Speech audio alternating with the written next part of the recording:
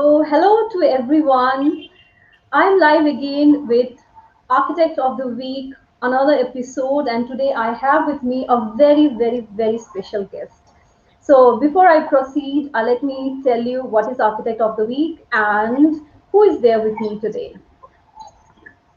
Architect Designer of the Week are video episodes that hosts a person of substance from the architecture, interior design, or product design in a very informal and up close interaction.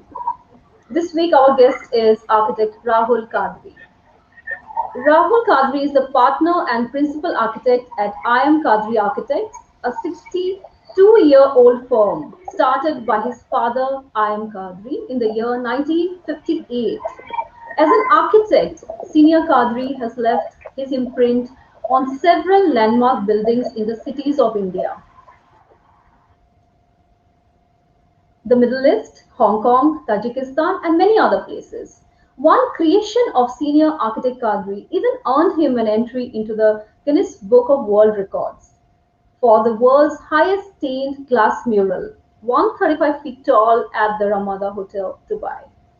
Architect Kadri, Rahul Kadri, who is with me right now, he has spent most of his formative years amidst lush landscape exploring the forest of the Kumang Himalayas while studying at Sherwood College in Nainital. His early relationship with nature has infused within him a deep passion to create buildings and spaces which are in harmony with its natural context. He completed his diploma in architecture from the Academy of Architecture, Mumbai, and I believe it is there where he met Shimul. We'll come to know from the conversation that will happen now, and went on to pursue his master degree in urban planning from the University of Michigan. He assumed directorship of Kadri Consultants Private Limited in 1995 and since then has designed townships for the Tatas, Jindals, Reliance, hotels and resorts for Taj and Club Mahindra, college campuses for Symbiosis, and the Supreme Court of India, and many more. Apart from his engagement with architecture, architect Kadri is very actively involved in proposals for the effective development of open spaces in Mumbai, and we have been seeing him voicing his opinion about the city and how living should be there in a city like Mumbai. So join me, all of you, join me to welcome architect Rahul Kadri as Surfaces Reporter's Architect of the Week. Hello, architect Rahul Kadri. How are you?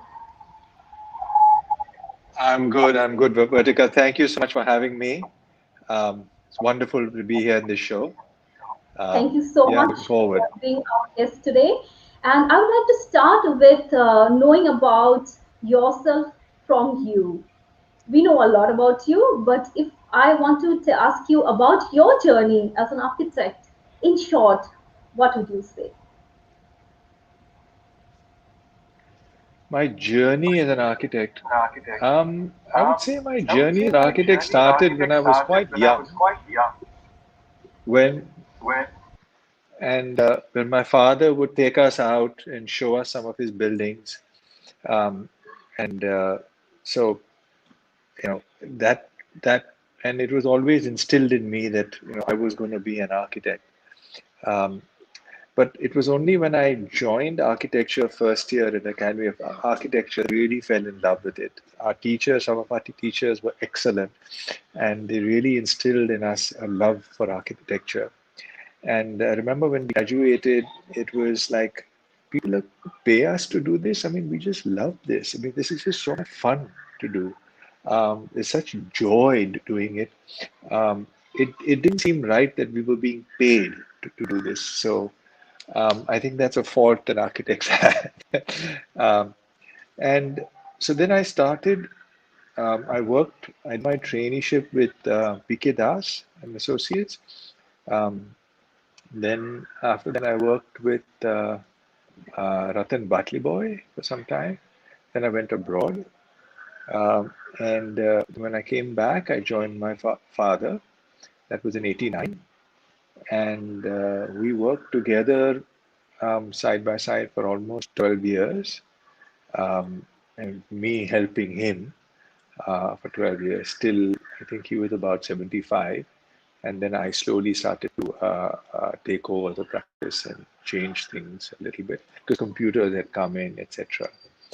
Fortunately, my thinking was kind of quite similar to my father's in many ways. The love for nature was the same, and the concern for usable spaces and places, the emphasis on plans and making sure that the plans work well, that was something we shared. Um, However, my hand is a little lighter than his, and so there were differences in the aesthetics of the buildings later on, which I came to explore. Um, and I was more concerned with um, overall place and how it integrates with nature. And that's a little different from the image making architecture, which he was known for, where the buildings were very bold. My buildings are not bold. My buildings integrate. So they're they're a little more subtle than his. So they're difficult to photograph. They're difficult to kind of express because it's not one object. It's a series of places. Um, so that has been growing uh, over time. Of course, my relationship with Shimul, our practices complementing each other, some discussions we could have. So a lot of kind of similarities there as well. Um, Differences in scale of the work, but similarities in the overall thinking is there. Um, yeah, I said I think it was an early decision we made not to work together, which is good, I feel, because I keep saying, I should be a boss at least in one place. In my office, I get to be a boss. If she was there in the office also, then, I would not get to play this role. And designers are a little quirky, only one designer can be there. Even with my father, we would have some pretty serious fights on the designs. So, uh, yeah, we kind of tend to feel that we are right in what we do. So it would have been very hard for both of us to design. Then one would have had to take a subsidiary role or management. So one become the designer, one become the manager, kind of thing. It's very difficult for two designers to work. I think. I don't know. So anyway, uh, and the journey has had lots of ups and downs. Um, so there was a lot of work in the beginning when I joined my dad. It was quite a low because most of his clients kind of retired. His corporate clients, the people he knew, weren't there. So then we had to build the practice up again. So from the 90s onwards, so that decade, the last decade was fairly hard because it was kind of a flux between him and me. So then I had to, 2000 onwards, I started building my own clients, competing, etc. He wouldn't allow us to compete because he's saying, we are established firm, why should we compete? So we had to compete behind his back. Luckily, computers were there and he didn't know what we were doing with the computers. So we could compete behind his back. And then when we won the competition, luckily we won the first three competitions we entered. We won. So then after winning, we went to him and said, this is what we have done. We won. So those clients have become my steady clients now. So Symbiosis, for which we've done almost 2 million square feet of work now since then in the last 2 decades. Club Mahindra, for which we've been doing a lot of work and continue to do a lot of work, and the Sona Group institution. So these three have become kind of our main clients now. That's how things have started, and the journey. Okay. Yeah, I think we can. You can ask me some more questions. Yes, we can continue this discussion with this. Now, tell me something. See, there are not many firms with the next generation architects, like the way that you have stepped in with your father, right? So, I would like to know what are the kind of learnings that you started with because your father, because of your exposure to architecture, to the kind of the work that your father was already doing. Okay, so what were the kind of the learnings that you already had, and what were the changes? Like you said that okay, the last decade with your father, when the transformation was probably happening, that was a quite kind of eventful sort of a thing. So I'm sure you had put in some kind of things which were your ideas, okay, together with what you have learned from your father. Yeah. So how was that? Yeah. So it was a very established firm, and there were quite a few. There was a lot of knowledge in the company about how buildings work, what's possible, what's not possible, systems of working. Um, so, and there were very senior people working in the company who were very good architects. So the entire studio, there were 6 or 7 architects who were very very good at their work, along with my dad. Um, so having them as seniors really helped mentorship. They would immediately see a plan and see what works, what doesn't work, and even understand very quickly what clients needed and wanted. Um, so those were all the learnings with my working with my dad. What I brought is, it's like you your programming happens in college. The books you read, etc. They and you want to implement that. So I had read a lot of Christopher Alexander's work and Charles Moore's work. And it was Christopher Alexander's The Pattern Language, that particular book, which influenced me a lot. And then I went and worked for him in the US. Um, I built with him. I was building a house with him. Then I was designing furniture with him.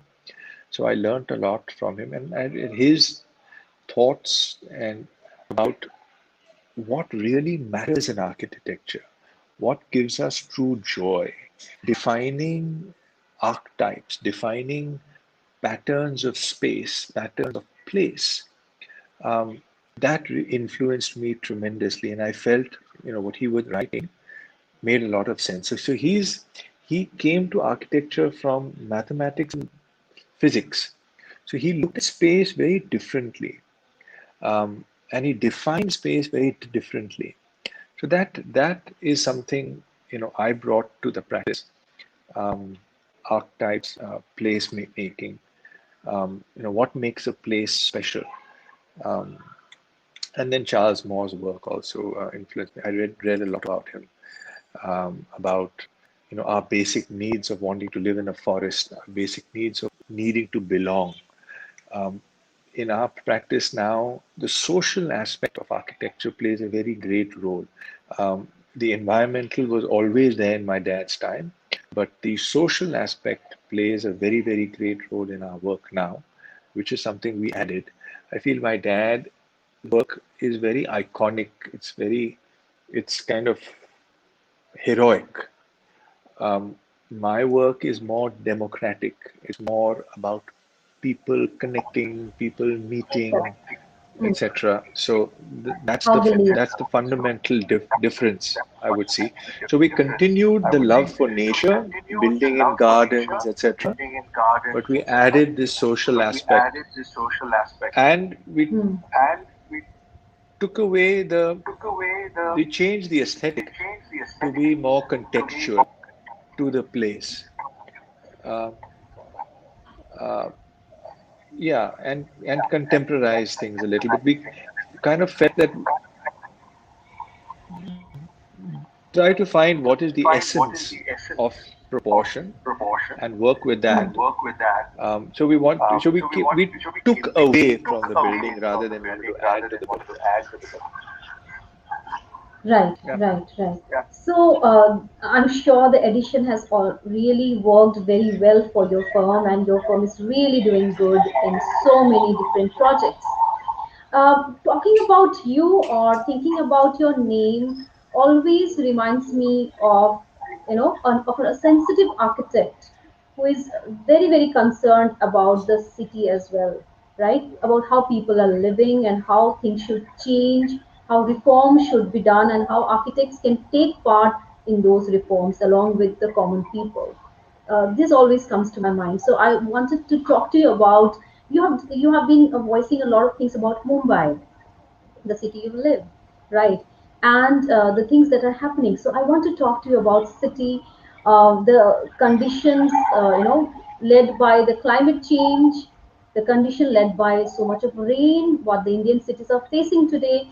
So starting with one question about the city. So it is said that I've actually heard you in one of the interviews saying that the quality of a city can be determined by the way it treats its pedestrians, the common people, how they walk, how the pedestrians move in the city. So, what are your ideas and what are the shifts that cities need to do to empower the pedestrian? Yeah. So life in a city really, a city is only about its streets, right? Um, our house is our house. So that's a private realm. The realm in which we interact is the street. Um, and that's when you enjoy a city is when you're walking. You don't enjoy it in a car, right? Okay, you may some great views may be there, but it's really when you're walking. So whether you're walking on Kulaba Causeway or Bandra Link Road shopping or some arcade, it's you enjoy the city when you're walking. So that's one part of it. When do you enjoy a city? When do you interact with a city as a citizen? The other part is in a city you need to move because it's very big. Now, so how comfortable do we make this movement that I'm going from my house, my work, or I'm going to school, I can go to the hospital, I go to recreation. So rather than only looking at the two ends, that from my house to my work, my house may be beautiful and nice, and my workplace may be nice, and I enjoy things there. But this in between space also, how do we deal with it? How do we deal with that time that we spend on the journey? So, looking at comfort for the maximum number of people, you see, you need the most efficient way and a way that takes the least amount of space. So, any city that is modeled on transportation, which is rail based, so underground rail based, bus based, and walking based, will be um, successful because their space is always limited, right? You don't have enough street space. There's a fixed amount of space. How do you make best use of that space? So you make best use of that space by firstly creating space by putting as that major transportation underground.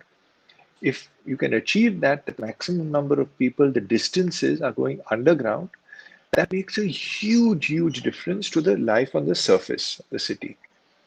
Um, and then when from that underground, when you come up, you should come up close enough, and then the footpath should be really wide and nice with beautiful trees, flowers, birds, etc. Nice shaded walkways, and you should have enough space to walk to your work. And we are blessed with the climate. I mean, it doesn't snow here. It's not very, very cold, etc. It doesn't get terribly hot. It does get hot. It does get humid, but not so bad. I mean, it's not a desert kind of thing. So you can use the streets at more time. Okay, monsoons are a problem. So that's a different thing. But so the most efficient and most beautiful way is to organize in this way that you can walk to work. See, anyway, 50% of the people of Bombay walk to work. 50%, right? They walk to work. So a city that respects numbers, that respects, okay, what is the majority doing? And designs for the majority and doesn't design for the minority. Right now, all our governments, everybody designs for the minority. We design for the car. In Mumbai, only 8 to 10% of the people use the car. So why this tremendous focus on those 10%? In a democracy, or as designers, we should look for the maximum benefit we can have for the maximum number of people. The only way to do that is um, designing for space and for using metros, using buses, and using footpaths. So Japan has done this in an amazing way. They, in the last decade, have halved their road space and made their pedestrian space 4 times. So it's such a pleasure to walk over there and so easy to get from place to place. Of course, they put in an underground network of uh, metros, which is remarkable. So those are the things, that's where we need to invest in the underground, and then the overground just be pedestrianized. It's just beautiful. I mean, it must be so beautiful.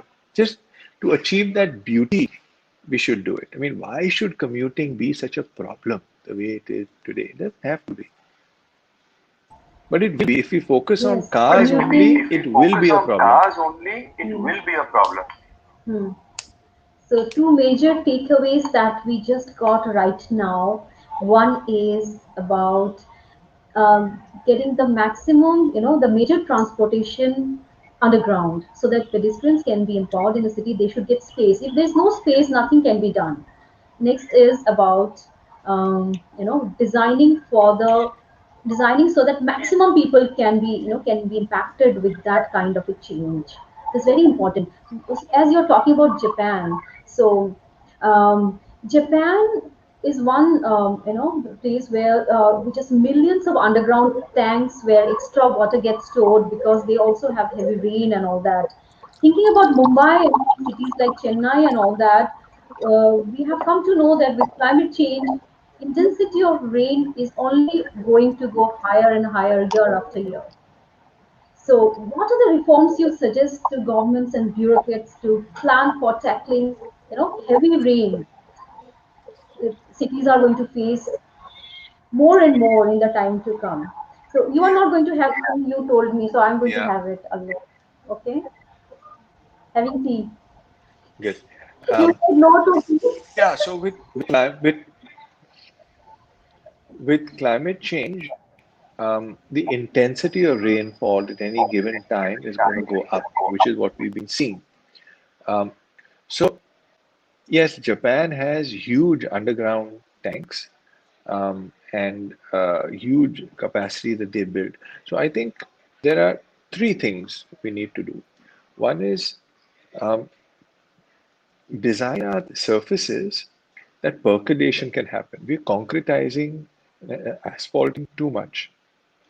Um, so everywhere, as far as possible, slow the path of water so that percolation can happen. Um, that's one. The second is we need to change our standards for the stormwater drains. Our stormwater drains are designed for um, much lower intensity rainfall. So we're going to have to kind of redo our entire drainage network, which was done by the British. Uh, that's the second. And the third is, yes, holding ponds is something we can have. Um, so either we can have them underground or overground. So we need to see which were the holding grounds that we already have and don't lose those to begin with. So that is why it's so important to preserve the mangroves. The mangroves, the salt pan lands, all the land, these are all holding ponds. Um, so what happened in the earlier floods also was when, because the mangroves, etc., in Bandra and Mahim had all been cut and the mouth of the Mithi River had been narrowed, that's when we had a problem. So the the the the environment which is there now, preserve that. Don't concretize further. don't cut the mangroves, all the holding ponds, keep and increase the size of the drain. I think if we just do that much, it'll help a lot.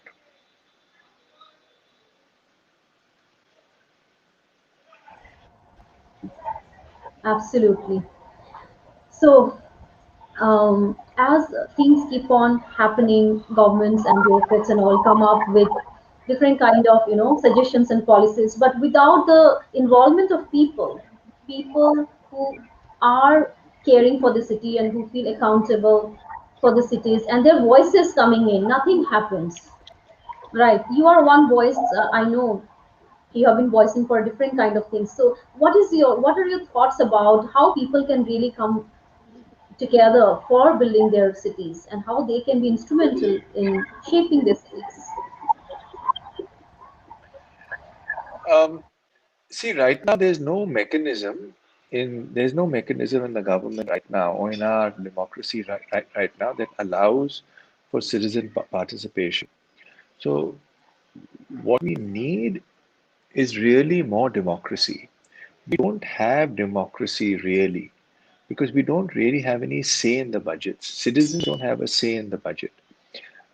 It is people sitting, so it's the commissioner, the BMC, who initiates projects. And so, like in almost now more than I think 1500 cities in the world, they've instituted a system where at least 25% of the budget is from initiatives from citizens. And there are some cities in the world where the entire budget is decided by the citizens. So they have a 5 year budget and they have a 3 year and a 1 year, and the citizens decide where the money is to be spent. Now, for example, I know in my area what is needed, what is lacking. Someone sitting somewhere else 10 kilometers away will not know.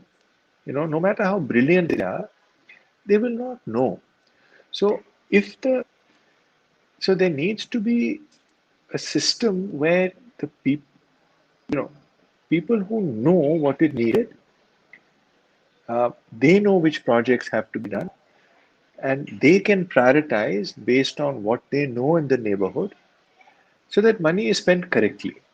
The main thing is that we should not waste money. We are not very rich as a country, so we cannot waste.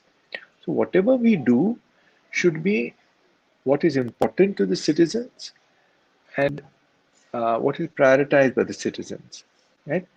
Um, so having a participatory method of um, making our budgets for the year is important. It's like very often you see, some divider being removed and new divider being put, or some railing being made somewhere. So you be a citizen, you wonder, what is this? Why are they doing this? There is no need for this. You know, very often you see these projects just to spend the money in the budget.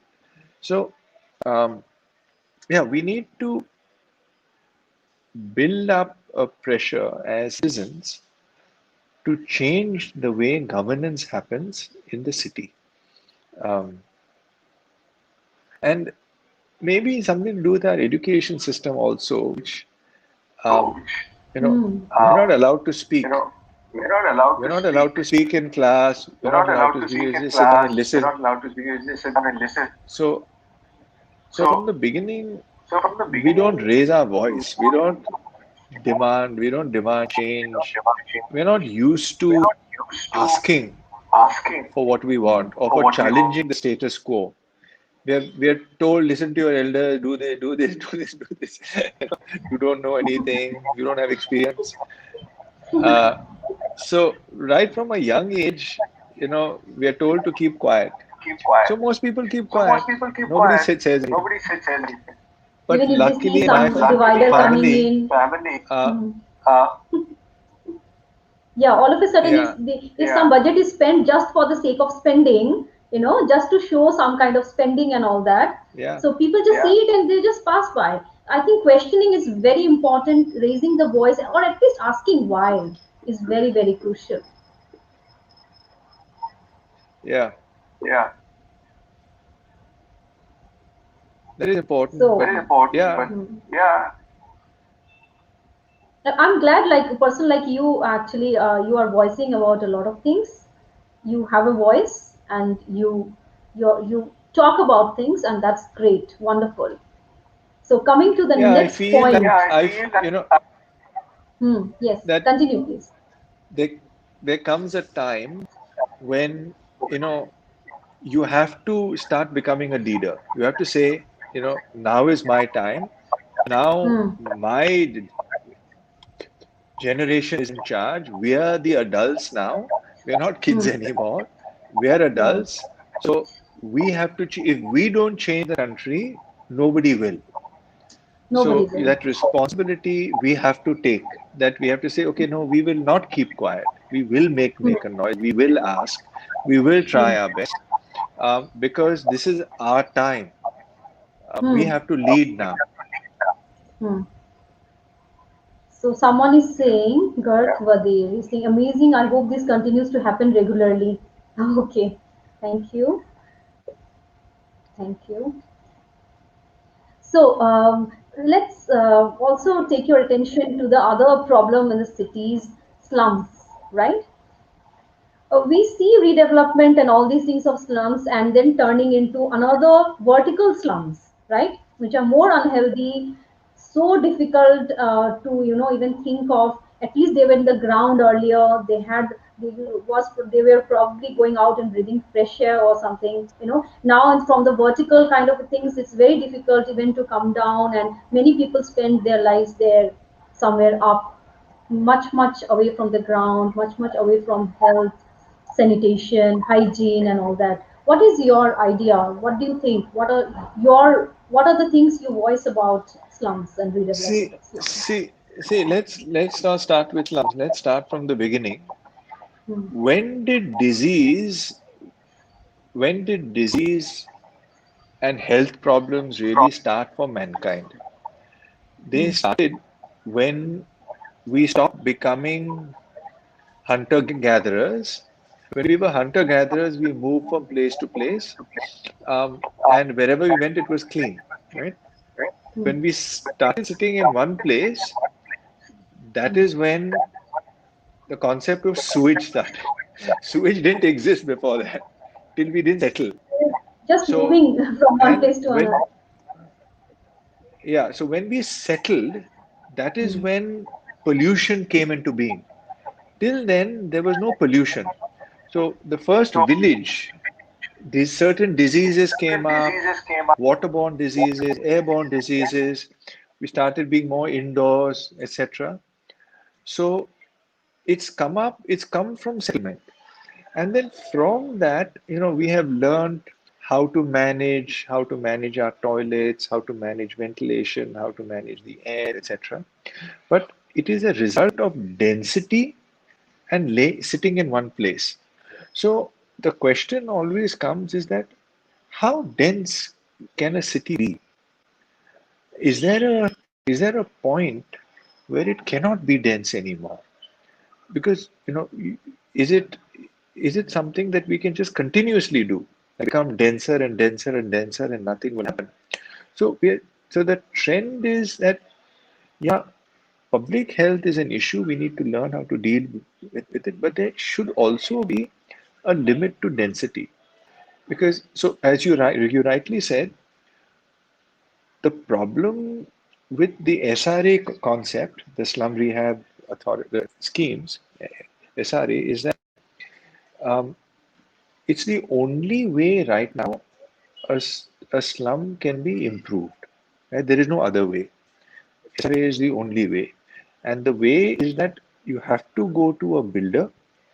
The development rights for that land are only given to a builder. It's not given to the residents. Only given to the builder. And so what does the builder do? See, already a slum is fairly dense. So if you take the density of the average household in Mumbai, it is about 20,000 people per square kilometer. That is the average density of the city. which is already quite high. It should be about 10,000. For example, Paris, UK, etc. are 6,500. Right? So we are 22 already.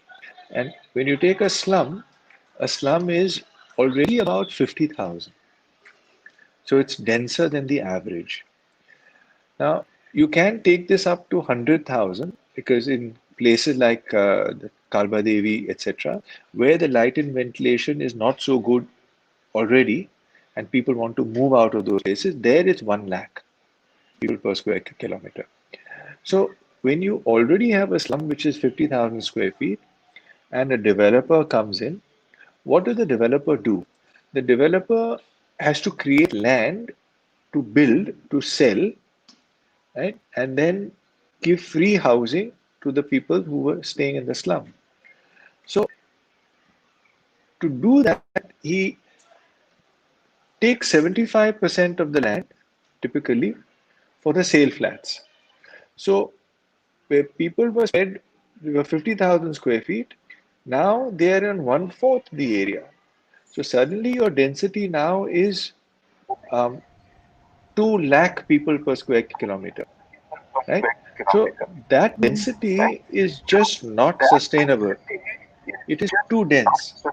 So what happens is that you then put them vertically and buildings are very, very close because 2 lakh square feet, 2 lakh narrow. people per square kilometer you have to accommodate over here. And typically in a slum, you don't only have two or three people staying in the tenement. So firstly, the tenement is very small. It's only 350 square feet, right? So, so the number of houses you have is Mm. tremendous because they're all small.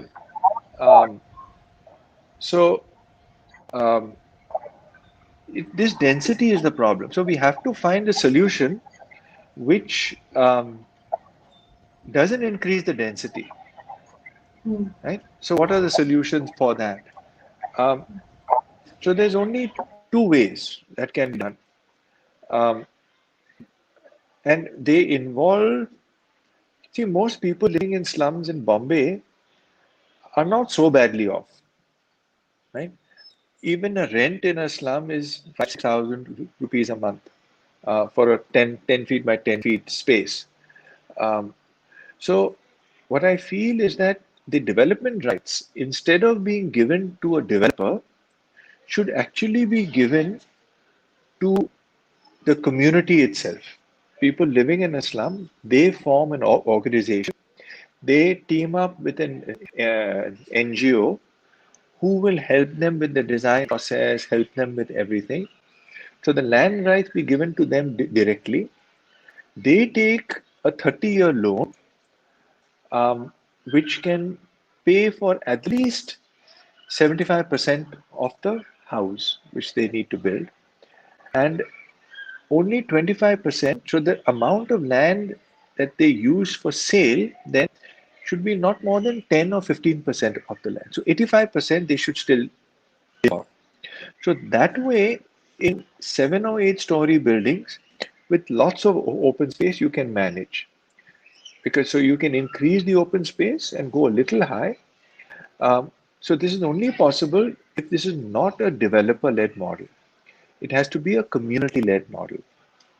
So there are two ways then. Either they sell that 15% land, get some money, um, and even in that land, it should only be similar kind of houses. It should not be fancy apartments. It should be, again, for similar kinds of people. So very affordable homes. So one.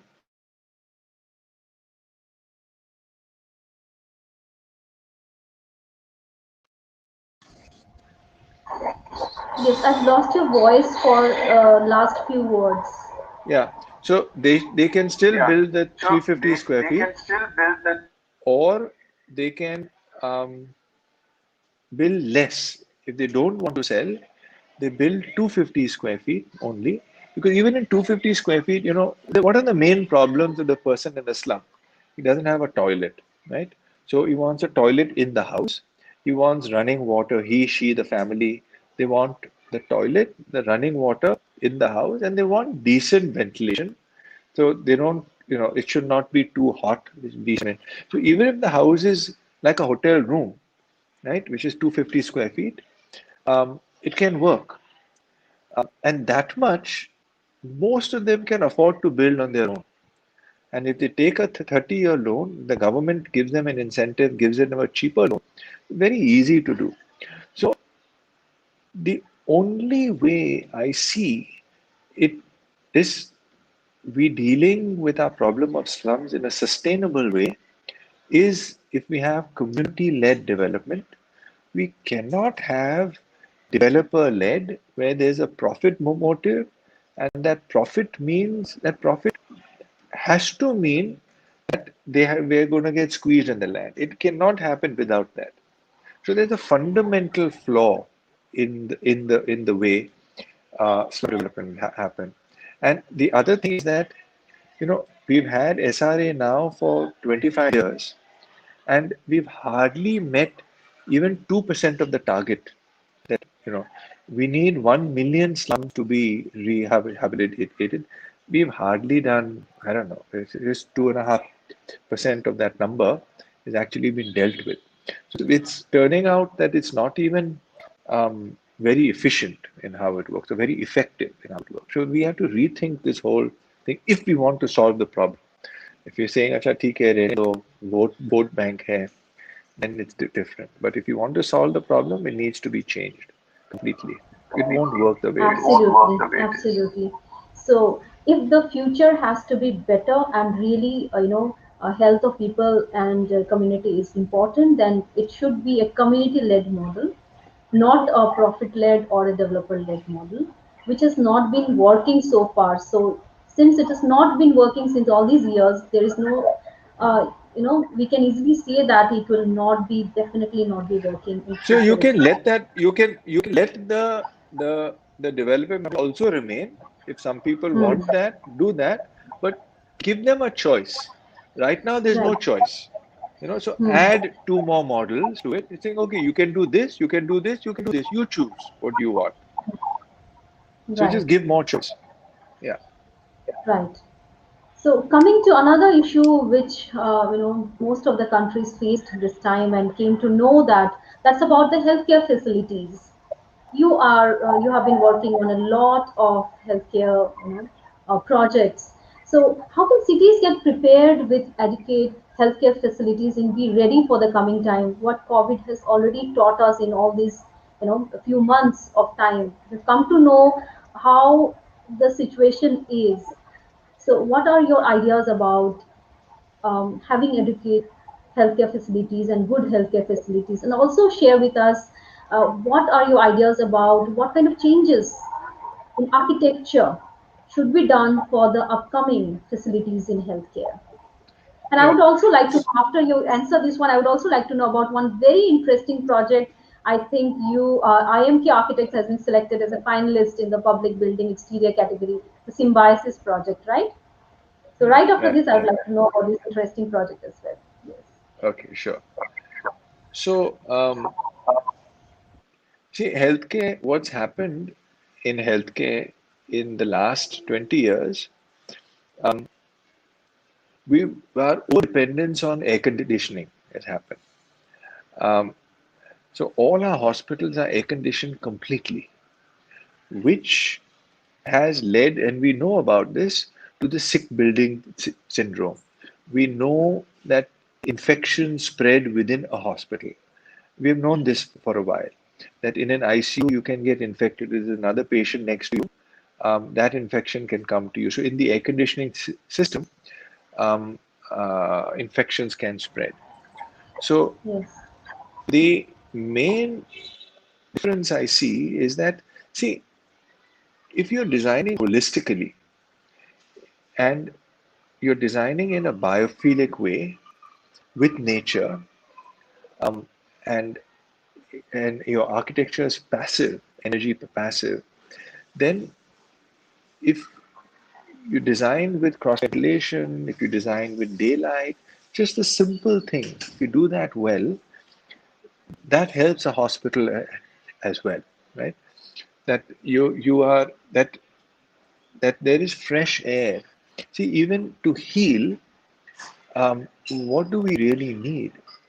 Fundamentally, Fundamentally, breath, breath, breath, breath, and the quality and the of air and quality. breath is important in your healing. So, breath is important. Um, your eyes, what your eyes see, the comfort of light, right? Are you in a tube light space or are you in natural light? Makes such a difference. Is it a warm glow? Um, and comfort. Is there a gentle breeze, kind of cross ventilation in the ward, etc.? So these are the fundamentals. So if you take care of the fundamentals and don't short circuit them by having everything in artificial terms, then you begin to solve the problem. So going back to first principles really matters in healthcare design. So not making buildings which are Not very making deep, buildings which are very which deep, are narrower, which 12 are meters wide. narrow. So there's cross ventilation, there's daylight, etc. That's important as a trend. The system anyway is broken, but we need to fix the. That's not an architecture part, but our healthcare system in Maharashtra, in the country, is broken really because we don't have primary healthcare, then secondary, then tertiary. We don't have enough GPs who we can trust. Um, that entire network is kind of broken. In see what Delhi is doing as a government. In every neighborhood, they're having a clinic. That if anybody is sick, they can go to the clinic. They can get tested. They can get. So those are the initiatives we actually need. So from a primary level till the tertiary, that network has to be there, which is kind of broken in Bombay. It doesn't exist in Bombay. So that's on the systemic level. But on the architectural level, just go back to the basics. Yeah. So, having a system where there is a network of the primary, secondary, and the tertiary facilities so that people know for what they can go where and how they can, climb up to as per the requirement. As well as, in architecture, I think HVAC system is one area which needs extreme care and in implementation. As COVID has taught us how infections get spread and how sick syndrome, the words that you have used, percolates into a building which is called a hospital where people go for cure, but definitely many of them get infections and come back. So coming back, staying in the healthcare segment, I would like to know one more thing which is very interesting. As going through it, friends, recently IMK Architects has been selected as a finalist in the Public Building Exterior category at the 2021 Surface Design Awards, London, for using compressed earth brick, an alternative low-cost, carbon-neutral building material in a very interesting project in Symbiosis University Hospital and Research Center. So I would like to know about this project. I would like to know where you have used this material. Was it limited to the building exterior, interior? How you have come, thinking about this, using this material, and how was it overall? Um, Actually, this story starts in 2003, um, when we did one of the competitions that I told you about behind my father's back. So we entered a competition for symbiosis. There were 70 architects Hmm. competing for a 230-acre campus, and uh, so the solutions we went with were very earth-based, earth-friendly, and very, very green. And one of the things over there was to use the compressed earth block. So it was in 2003 that we experimented with the soil, and we developed this brick on the site. It took us about 4 months to experiment to get the correct brick. And then since then, we've been using this brick in all the buildings in the campus over there. one of the reasons I feel we won the competition is that we were the only architects. So we were given a lot of land, and there were two main passes of land. It was a 230-acre campus, but there were two main passes. One was a 60-acre plateau on top, and the other was a 50-acre land at the base of the hill. We were the only architects who only used the 60-acre plateau, and we said we don't need the 50 acre below, because we felt that the energy that and the social needs of the building people interacting means that there has to be a certain density. All the other architects use both plots of land. So I think I joke with my team. I said that's the only thing that the client says, "Bachayega hamara land, so let him get the project." But so that was one of the things. And then Mm. 5 years later, 5 years later, that plot of land that which we plot of land saved, which we they saved, came to Mm. us they to came design to a us medical to college design a campus medical in that 50 acres land which we had saved down. There also, they had already been working for almost a year with an architect from Delhi, and they were finding that, no, he's just coming out with a corporate hospital design, just not satisfied. They finally came to us and said, Rahul, give it a shot, just see. And I could see the smiles on their faces when we presented that, that, you know, you that know, why didn't we that ask him why did before, we ask him before, to come and design for to us, come because and he knows design for us, because he exactly knows what we exactly want. what we want. Mm. So it really was a So it really was a continuation of continuation of a lot of the a thoughts lot and of the thoughts ideas which we'd already established for them since then. since then. And so this brick was a part of it. But now for us, it was okay, we've already used this brick in many ways in the campus on top. By then, almost 1 million square feet we had already built. So, what can we do beyond this? So, that brainstorming of how we can be more innovative. So, the material was fixed. We knew we wanted to use this for the continuity of the project, but we wanted to use it in a new way. So that was the brainstorming of how can we, what kind of play What of kind of light can we play of have? light can we have? How can we use angles in the bricks? So there was a lot of thinking on that. And Mm. luckily, the contractor who had developed the brick for us, he did a lot of experimentation with us, again, in kind of how to make these bricks sing, and that they should reflect the light in various ways, and use them in an angular way. So it was a kind of a new way to use bricks in angles, which we thought will really add to the facade, being a very interesting facade. So that's how it came Good. about. So with this story, I've learned two things, like, how, as an architect, how you have saved that kind of space for your client, and how much big it was for the client to get to know that you are saying, okay, we need only this much and this is not required, right? That actually was the starting point. And later on, as you have used this material and innovating with this material and using it further to develop, or get the benefits of this on the other part of the project, is a very interesting thing that you have done in the project. And we at Surfaces Reporter, we are going to cover this on our website, so you people will be seeing the project there. Also, a message to the brands and building material people: see how the vendor actually partnered to innovate, to help in the innovation. That's very much required. That partnership is required in order to make projects really, really good and innovative, successful. So, with this, I'm moving to the next very, very important and interesting question, and that is about our very dear Shimul Zaveri Kadri. So, Shimul is the wife of architect Rahul Kadri. You will find it very interesting to know that there are two firms. Shimul is running her own firm, while Rahul Kadri is running his own firm, and they are husband and wife.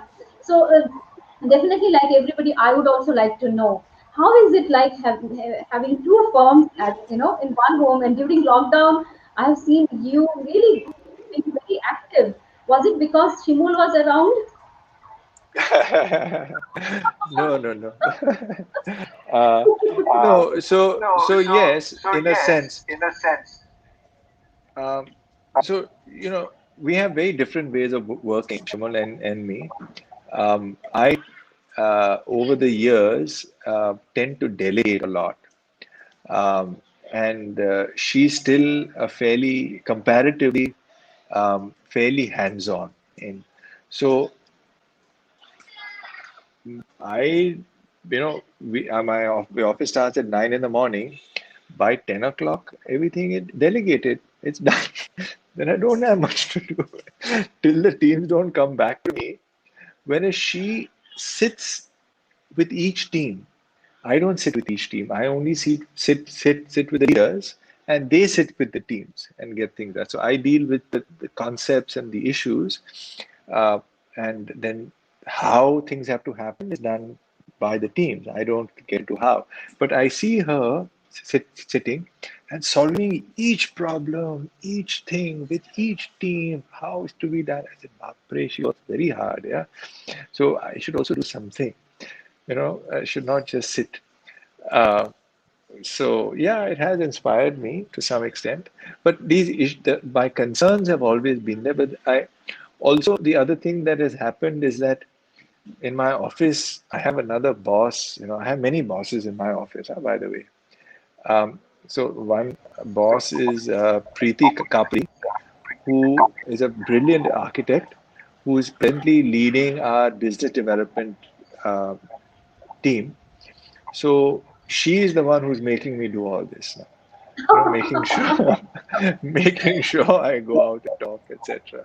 So there's So this someone, is Preeti's someone at work. home also, and there are many at office who are making you do things. So that's good. That's wonderful. So tell us, like, you know, it seems that you are a person who loves to work, building processes around your work and everything, right? Shimon gets into details and she likes to work with the details, with everything. How do you think like processes can really help architects do better or do more in less time? Yeah. So I think this has been something I've been struggling with ever since we graduated. Um, and we were never really taught this. What is a design process? How are you supposed to design? What are the steps to designing? That was never very clear. Um, so I feel the traditional way an architecture studio works is fairly chaotic, wherein you know you get some idea what the client says that they want, then you draw it, then you go back and you discuss it, and then say नहीं नहीं ऐसे नहीं चाहिए ये चाहिए पर इसका भी सोचो ये भी करो. So it's a very iterative process and leads to a lot of redos, etc. Um, and there's no deep understanding of who you're building for and what they really need. I feel as architects, that is a question we are not taught in architecture school to probe very deeply. Um, so in our firm, we attempt to do that. We start with a very intense workshop with the clients. It's a 4-hour workshop. So we tell them, please don't give us any brief. We will develop the brief with you. So this 4-hour workshop where we have with them, we want to know all their aspirations. So supposing, so if it's a school building, and then we want the principal of the school, we want the administrators, we want the promoter, everybody to be in the same room. Whoever is the key stakeholders, we insist that they're there in the room with us. And so then we start, okay, who are you building this for? Um, so let's say students. Okay, who are the students? We try and get into the depth of exactly what is the student's background, what are the ages, let's break them up into different. Then we look at each part. Okay, These are the kind of students, this is the background they come from, these are their aspirations, this is what they want, this is what their parents want, this is what you want as the teachers. So we come up with all the features in words. So we get 200 features, and then we evaluate the features with them and prioritize the features to come up with, because there's always something which is more important than what is less important. Hmm. So then we say, okay, there are some features, there are 20% of the features which are going to give you 80% of the value in the building. So let us identify those. So notice, it is never about what we as the architects want. It Hmm. is what it is the life of the user, how the Hmm. user's life is going to be enhanced, how they are going to thrive. What do they Hmm. really want? How is their life really going to improve? So whether we're designing a resort, or whether we're designing an apartment complex or a township or a hospital, this is the Hmm. method to find out what is really important. First, we do that, think about that, and then we bring those features alive in the best possible. So we also know, so by then clients know and we know what is important. It is not that new ideas don't come; they come, but then we always ask them, "Acha, compared to this idea, how important is it?" So sometimes they come up with a frivolous thing, and they realize, no, no, it's not so important. Let it be. Also, what tends to happen in the process is that from the client's team, one person does not get to dominate the conversation, because the system is a very democratic one where Hmm. everybody gets one vote. So when there's a whole system to how that works, so we're using the intelligence of the entire client's team to Hmm. understand what is really needed, and not only Hmm. the CEO or the person who speaks the loudest. Hmm. So it's a very intelligent way of doing things. Hmm. And then that same process is kind of reversed in our office, where Hmm. we have a project owner, someone who Hmm. owns the project, and he or she, it's mainly she's, they Hmm. disseminate it to the team of what is important. But they cannot tell the architects how Hmm. to do it. They only have to tell what has to be done. So then the creativity of the architecture team comes into play in Hmm. finding out the solution of how to do it. So that is why I only have to sit back and say, "Acha, ye chahiye," Hmm. and then they come up with the solutions. And youngsters come up with much better things than we can think about. So it Ideas. becomes a very interesting process where their intelligence in the team is being used in a holistic way. They're not being Hmm. told, "Acha, we know how to do it, you just do this, just draft this, just draft Hmm. it." That's not how our office works. So on both ends of the spectrum, we're using the entire intelligence of the client team, and we're using Hmm. the entire intelligence of our office team to Hmm. make the user's life much better. So that's the Got it. process we use. I think we have crossed over an hour. Yes, yes, we have. So we are going to end in just a few minutes. So what I understood is a very, very interesting and an extremely intense process to understand the user as well as the need, or the overall stakeholders, bringing in the stakeholders, the client side, those who have their voices, those who do not have but have ideas, bringing them together in an intense process. Once that process is done and filtered, and the what and then the how comes in, right? And that is Right. how you sit back. I think that's the point where you Yeah. sit back and you are able So to there's the check what, on the there's thing. the what, there's the why, because the why That's gives the why. meaning and what's important, and then there's the how. Hmm. So it's Yes. who is it for, Hmm. what do they want, why do they Hmm. want it, and how. Hmm. So who, what, why. Wonderful. I think you should name this process something. It has a name. Okay, what's that?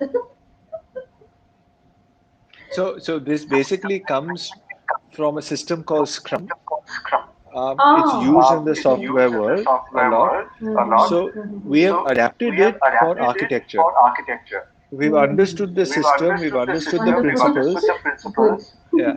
So it's from Scrum that it's adapted, and we've added some other processes of difference mapping, etc., Mhm.